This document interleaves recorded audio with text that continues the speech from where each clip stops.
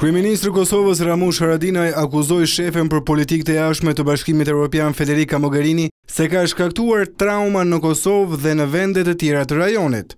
Po një vështirësi të madhe kemi nga komisionerja Mogherini pra për faktin se ka deviju dialogun në ndrim territorë dhe na ka shkaktuar trauma politike të brendshme dhe në rajon. E fatkeqësisht një pjesë e energjisë time edhe të qeverisë time është dashur me shkuë me kundërshtu një temë si kjo. Çështjen e shkëmbimit të territoreve, kreu i qeverisë e diskutoi dhe me dy deputet të Bundestagut gjerman, Peter Bauer nga partia CDU dhe Christian Schmidt nga CSU konfirmua edhe një herë qëndrimin e Gjermanisë kundër ndryshimit të kufive. Sipas deputetëve gjerman, problemet nuk mund të zgjidhen duke krijuar një problem tjetër. E kemi prekur edhe temën për shkëmbim territoresh që ne e kundërshtojmë në çdo aspekt. E ka gabim ai që mendon se do zgjidh problemin me këtë ide. Kjo do të krijonte shumë probleme të tjera që do të preknin edhe rajonin në përgjithësi.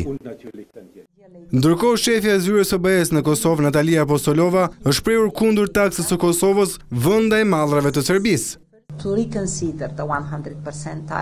Fatkeqësisht ka vendime kundër zotimeve të MSA-s. Është taksa ndaj mallrave nga Serbia dhe Bosnia-Hercegovina. Tarifa 100% nuk është vetëm shkelje e CEFTA-s, por kundër frymës së MSA-s. Do ta dobësoj rrugën konkurruese dhe e bën më pak atraktive Kosovën për investime.